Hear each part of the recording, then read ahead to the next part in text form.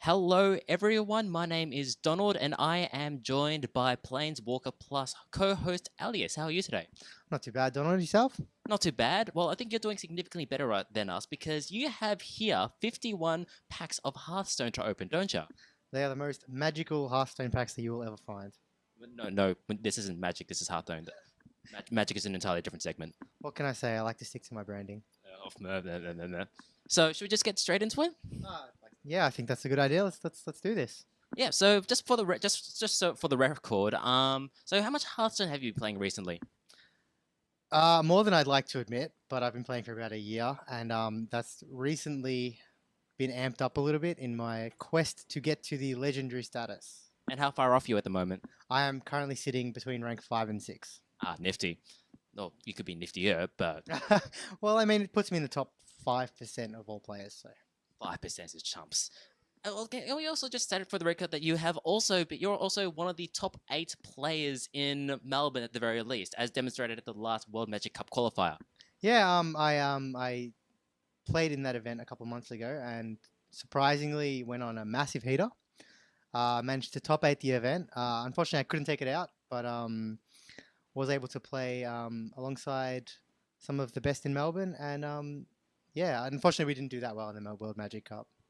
Because they didn't have your skill. Maybe that was the key X Factor ingredient that they were missing. But that's enough of that. Let's just get straight to the event. Let's just open pack, shall we? All right, so if you can see here, we have 50 classic packs to open and one lonely pack of the grand tournament. Do you reckon we should open this one first as a warm up, or leave Yeah, the let's. icing on the cake? Let's open this up first, shall we? So we are glowing. I really do love the animations here, by the way. I think they've gone above and beyond to make this experience as addictive as possible. And as the game was coming out, it was just card games meet Peggle basically in terms of the quality. Yeah, essentially. I mean, like, they've done a lot to make this experience as fun as possible. There's like sounds. The innkeeper talks when you open up a card, and just yeah, it's just really enjoyable. So let's see what we have here. All right, so this first card, you can actually tell what a card's going to be by the way it glows. So this place isn't going to be spectacular. We got a King's Alec here, which is a strong 2-drop for the current Hunter decks, and a couple of Fearsome Doom Guards. But our first rare is a Ram Wrangler. A Ramglar. One of the perfect examples of the many instances of RNG that this game loves to include. And indeed, it has ramped up so much, as in we've just seen the past couple of expansions where RNG was originally a factor because you need variability because you can't get it in the decks because you only have 30 card decks. So they had to ramp it up just in the mechanics, and boy, they've just gotten so RNG heavy in recent expansions, haven't they? I'd like to think that they're doing a lot better than they used to, because now we have mechanics like Discover. Discover still has an element of RNG where you're going to be showed 3 random card, but it's controlled RNG in that you still get to make a choice and there's still a skill component. So it feels a lot better than just losing to what is essentially a die roll. Or to what's called unstable portal. I mean, I'm not gonna lie. I've probably won more games with that card than I've lost. Peace portal for days. So before we get to the crack open these 50 packs, what are there any cards in particular that you really want to see I mean, I've already got one, but Doctor Boom is always nice. from the classic packs? Yes, from the class. Oh wait, yeah. Let us note that the Doctor Boom was a Goblins v Gnomes card right there. Yes, I'm very well versed in the different expansions. Thank you there, Hearthstone expert Elias. This is what you get from rank 5. If you want better, talk to a legend. Well, as a rank, I think I'm 15 at the no 16 at the moment. Well, Yeah. so let's just get to it. Go go go. All right, let's do this. First pack opening up, exploding. All right. We have an Ironbeak Owl, a Noble Sacrifice. So at least 2 cards which are played in decks. I mean, I'd be lying if I said I hadn't at least considered playing the Secret Paladin deck. That's because you are history's worst monster. I mean, yeah, essentially. We've got a Lava Burst here, which is good. I mean, there are a lot of really playable cards here. Some more so than others. Now we talk about the secret paladin deck. Now, that is the scum, the scum of the ladder, isn't it? Yeah, it's probably the scourge that most people are trying to either beat them or join them at the moment. And your own team join them. At the moment, I'm still definitely on team beat them because it's just so disheartening playing against them. But at the same time, I mean, why mess with what works? That yeah, I was like, I haven't run it like at my crappy rank 16. I haven't played a single one myself yet in the past 2 seasons or so. But at the same time, if I decide to go up, because I'm playing Oil Rogue at the moment, which is a pretty decently set deck for this current meta. Here we go, Donald. Oh, legendary, legendary. First legendary. This is quite expect. We're only 3 packs in, so I mean that's pretty good. These are expected to show up once in every couple of hundred packs, I believe. Although that could be completely incorrect. But let's see what we get. Blood Mage Thelmos. I could use one of those for my Oil Rogue deck. So thanks for stealing my Blood Mage there, Elias. I apologize. If I have any dust left over, I'll send you one in the mail. Oh shucks. But yes, this is a staple of any rogue archetype, or even most mage archetypes, where the spell damage +1 and the cheap card cycle is very highly favored. And worst comes to worst, that's just 400 dust right there for your next thing. Yeah, essentially. I mean, it's gonna move me in that direction. Again, another Blessing of Wisdom, another Snipe, Slam, and Ancient Brewmaster. Again, these are all not the greatest cards, but some of them see play where in some fringe archetypes and a Mana Wraith, so nothing great in this pack, unfortunately. Do you tend to play the fringe archetypes much in Hearthstone, or do you just go for the known ladder quantities? Uh, I like to think that I experiment a little bit. It's a lot harder to experiment at the upper ranks because you do get punished a lot more. But I really do enjoy playing the fun decks as well. Like, I don't feel like there's a place to play fun decks because, again, in ranked, you have to worry about your ladder rank, so you have to play your serious business decks. But everyone also plays the serious business decks in casual mode as well. Well, I think the way that Ben Bode and the Hearthstone team have kind of approached it as of late is that it's not casual, it's unranked. It's a place where people go to kind of practice before they do, as you said, go and trying to improve their rank within the ladder. I think that they've done very well in introducing Tavern Brawl.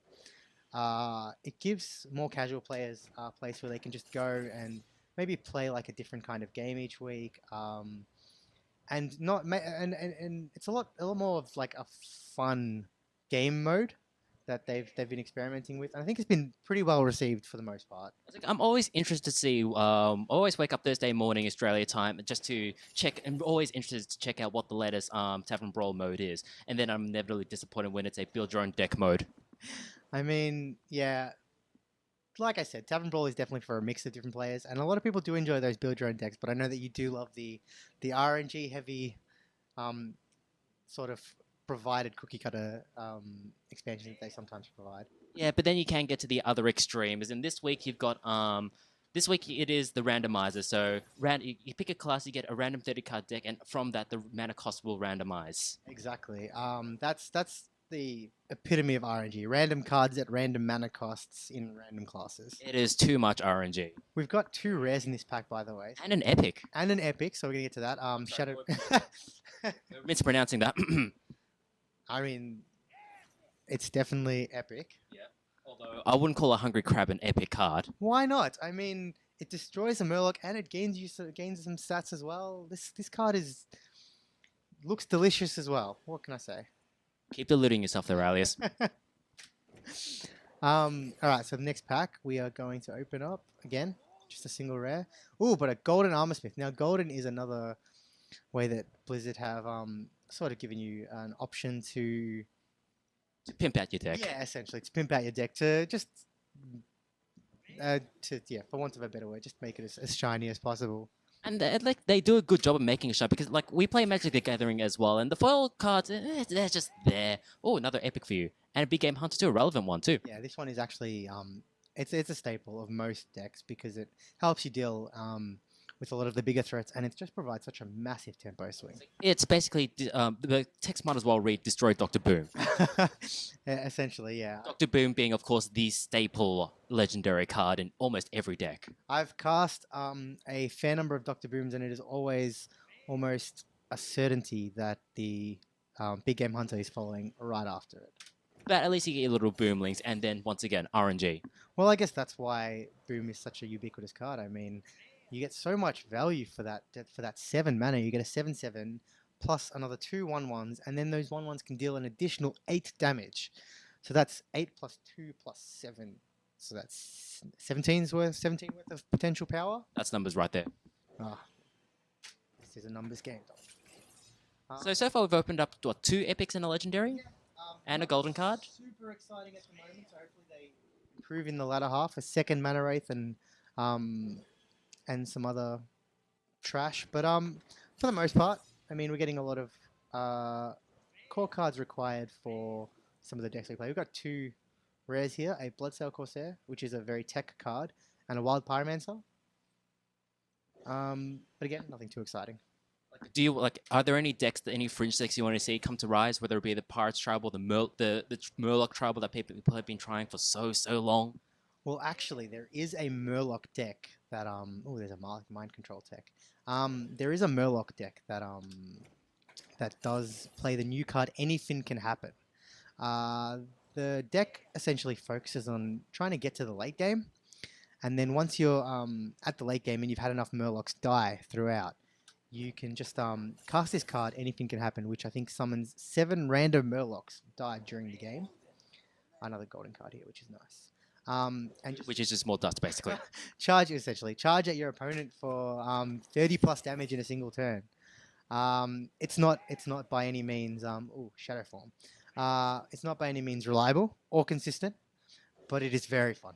That's the thing, like, as in, like, the meta has, like, it tends to stagnate pretty badly, at least compared to, say, the opening days. Like Control Warrior has been at the top for the past year, ever since Goblins v Gnomes.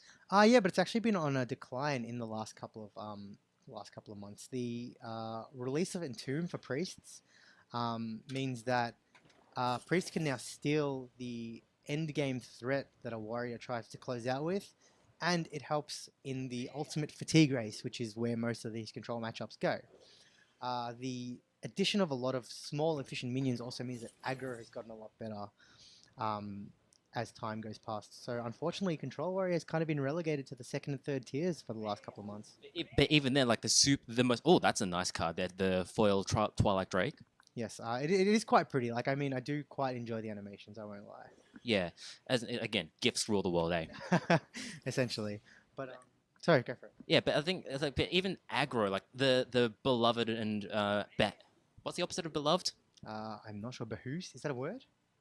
That's an entirely different word you're thinking, but the entirely hated Hunterface deck has been relegated to like tier 3, tier 4 because of the prevalence of Reno Jackson decks. Yes, the Reno Jackson decks have done a lot in the way of squashing Hunter because by turn 6 it could undo the work. Essentially, Hunter decks are supposed to leverage early game damage over ultimate card advantage. You may give up some value and equity early, but what point is a 7-drop if your opponent is dead on turn 6? However, Reno Jackson has given mid-range decks a very, very efficient way of dealing with the aggressive decks, but it's also pushed people to build decks in an interesting way to ensure that consistency. Now, before I move on to the next pack, I just wanted to stop because we do have another legendary, Donald. Oh, a second legendary. So we've opened up 3 epics, 3 3 golds, including 1 rare, and this is our second legendary. What do you want? What do you want it to be? I think I really would like a Jiraxxus or a Sylvanas. Tinkmaster Overspark. I didn't even. Oh, and it's a golden one as well. Golden legendary. I did not even know that this was a legendary card, but yeah, this has a really funny effect in that it transforms another random minion into either a 5/5 or a 1/1. That can be one of yours or one of your opponents. This is the one of the key RNG cards from game's inception. And so for our purposes, it is a bunch of dust. Yeah, I'm gonna get rid of this card and use it to make another legendary of choice. Essentially, yes. But hey, that's not too bad. I mean, a golden legendary is still a golden legendary. All right, so back onto the pleb train. I just realized, like, Defender of Arca seems like just a card that everyone should have, but I don't have it in my collection. Sorry to stop you, but we have another legendary. I think this pushes us above the average for the number of packs that we're opening. But yeah, here's hoping that it is. This is a pretty good pack as well, like 2 rares and a legendary. Let's see what it is. All right, we have a Baron Geddon, a staple of the Control Warrior deck that you were just previously talking about. This card is very good at stabilizing against aggro, but you need to be ahead because it will deal 2 damage to all other characters, including your own hero. But at the same time, though, you've got enough power as control warrior to just make sure you're ahead. Like you've got so much, like just so much shields to generate, eh? Yeah, essentially. I mean, the whole point of a control warrior deck is just to really just keep armoring up until you can get to the late game and go from there, I suppose. I mean, once you get to that point, your trades are so favorable that it's not really going to hurt you to take 2 damage a turn when you're essentially clearing your opponent's board at the same time. I think we've opened up at least 2 Emperor Cobras there. That might even be the third one. Well, I mean, snakes, man, snakes. We got 2 rares, another golden rare here in Abomination, and That is some really pretty animation right there for Abomination. pretty but also quite disgusting with the ooze kind of trickling out of his mouth. And we have another epic here, so an Ancient of War. This is actually quite a good card in the mid-range druid decks that are currently seeing play. So for you, is that for your purposes? Is that more dust? No, I've actually considered playing a druid deck. I like to experiment with a whole bunch of different classes. I don't really like to stick to any particular archetype or class. I do like to variate it as much as possible. But we have 20 packs left, Donald. Maybe if we can get, another legendary or 2, I think this would be a very... I think you need to buy like a lottery ticket after this. Actually, no. If you've used up all your luck for the rest of the year on this session, so for the next 6 days or so, just prepare to run into all the red traffic lights. Oh, God. Yeah, well, I mean, if it's only for 6 days, I think I can handle it, considering how well we've been opening. Unleash the Hounds, another great card. Really aggressive and also a really good catch-up card for hunters. Wrath, again, another really solid druid card. And our rare in this pack is a Golden Doom Guard. Gold Guard. Gold Guard indeed. Doom Gold. I beat you to that one. But that's a second Doom Guard, and yeah, a really, really solid card in the current Warlock archetypes. Zoo or mid-range, they both play it because of its synergy with Void Caller, which puts it into play for free.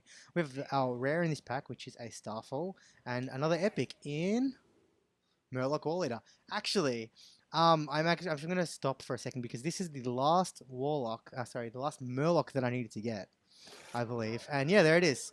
So now that I've acquired one of every Murloc, I have 2 old Murkeyes in my collection. Why do you need 2? 2's a playset, Donald. These aren't cards that you can open. They're kind of rewards. The other one being the Captain's Parrot, which pulls a pirate from your deck and puts it into your hand. This is a key card in the Paladin Murloc deck that I was discussing before. And yeah, it's a legendary, so we essentially opened another 2 legendary. There's a third one for some reason. Why do you need 3? And you can't even dust them either. It's soulbound. Yeah, unfortunately, we're just gonna have to have 3 in our collection, I suppose. But yeah, so we've got a couple of more commons and another rare in Impmaster. I used to really like Betrayal as a card, but then I became a semi-decent Hearthstone player. Look, Betrayal has its place. Betrayal is a card that no one ever plays around, and probably for good reason. But Betrayal definitely has its place, and you definitely have the potential for blowouts. That place being mediocre arena decks.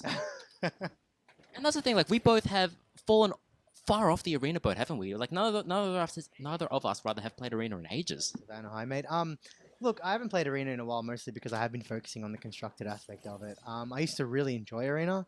It's a great way to expand your collection as a newer player. 2 rares in this pack, excellent. It's a great way to expand your collection as a newer player and get some experience playing against a whole bunch of different cards. But it does require a different type of skill in deck building.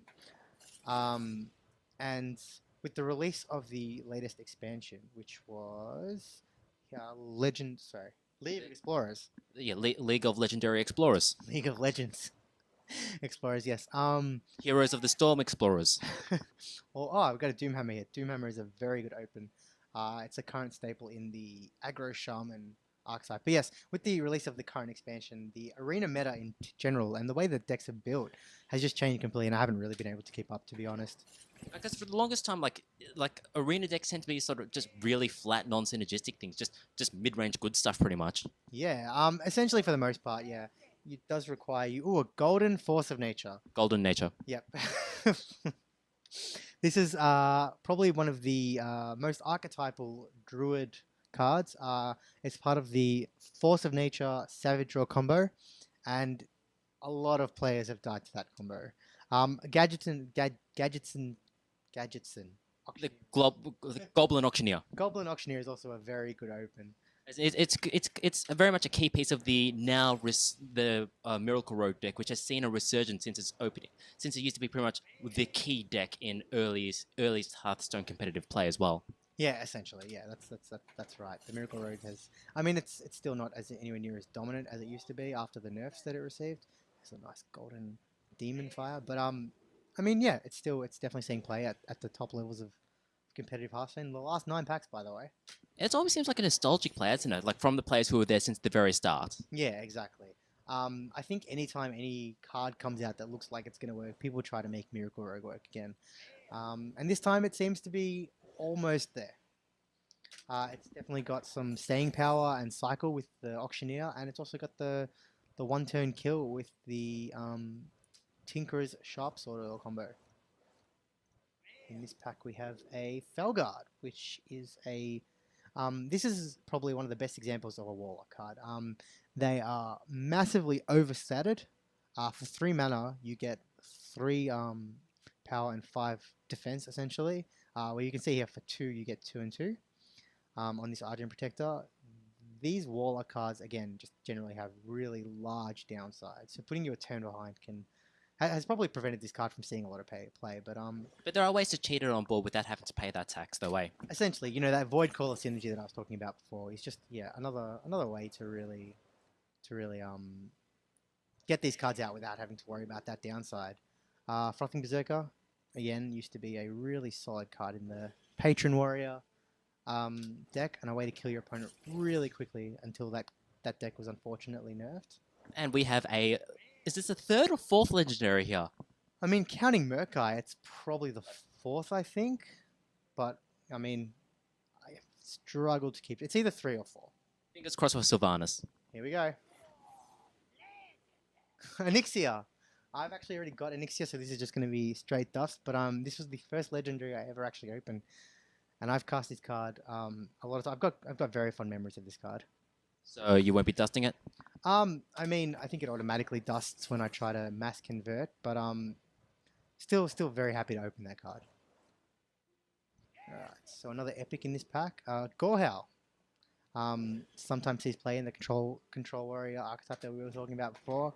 Just provides you a way to just really efficiently use your weapons and really use your life as a resource in this game to try and get ahead of your opponents on board. 3 packs left. Donald, what are you hoping to see?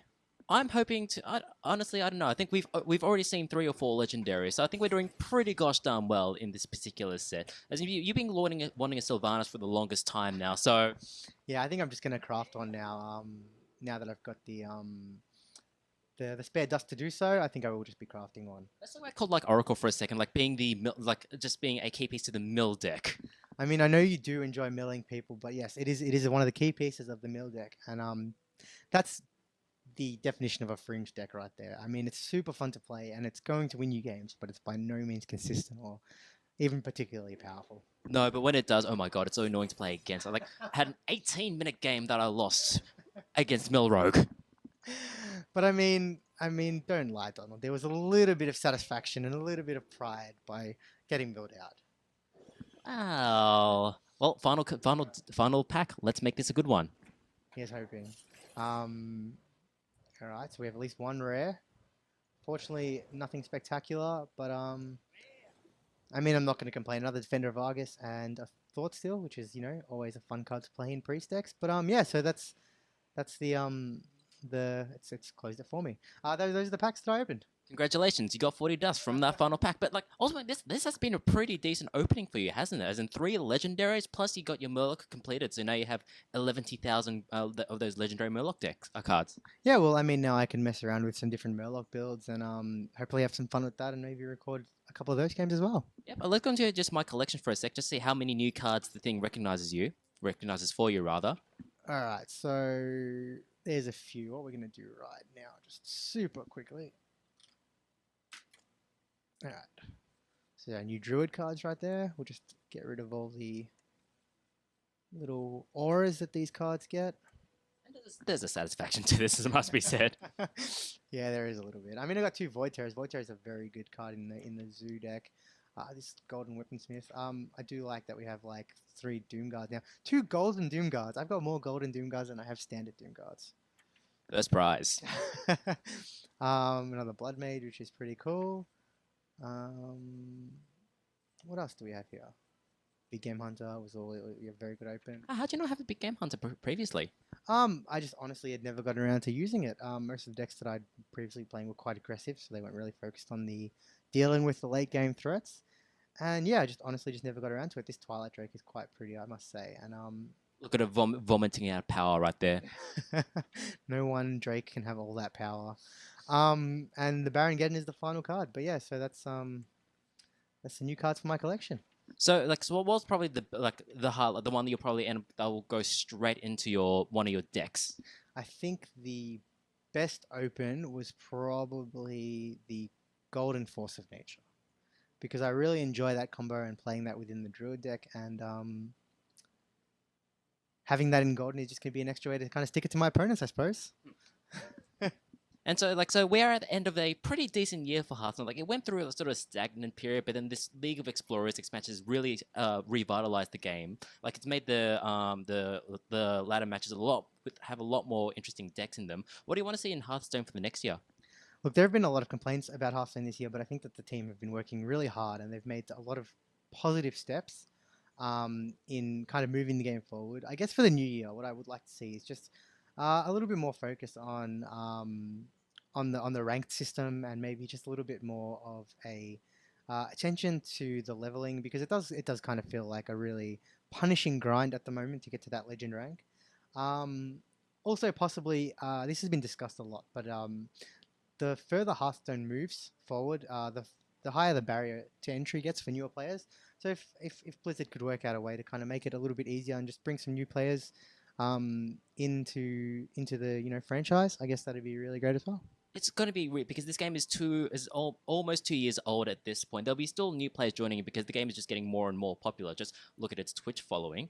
But at the same time, like, a new player entering this, they have basic decks, but they have so far to go before they can even start making it. So whether this remains an eternal game, so that every card is a valid deck, whether they go into much more like a Magic system with rotating blocks in certain formats. Like, personally, I just want to see, like, apart from just more accessibility to new players, you also want to see just more back-end improvements. So to have, because disconnections are still a prevalent issue with Hearthstone. So I want to see improvement with that. But on top of that, there are things that just the community has been clamoring for, stuff like more than 9 deck slots, stuff like tournament mode, or I think there was a Reddit thread going around about like achievements or epic quests, stuff like that. As in, just more back-end improvement is probably what Blizzard needs to do. As in, it's not going to be a sexy improvement. It's not as sexy as new cards, but it's going to be something that will be much better for the game in the long term. Yeah, I definitely agree with a lot of what you said there. Like I said, the back end is probably where they do need to focus. And yeah, like the connection issues are something that especially people on the Europe servers have been dealing with for a very long time now. But I think if they can work out a way to really just tighten up the screws on the box a little bit, I think that Hearthstone is only going to keep growing as time goes on. Well, your collection has at the very least grown certainly a fair bit after opening those 50+1 packs. 50+1, yep. So my collection is definitely a respectable size now.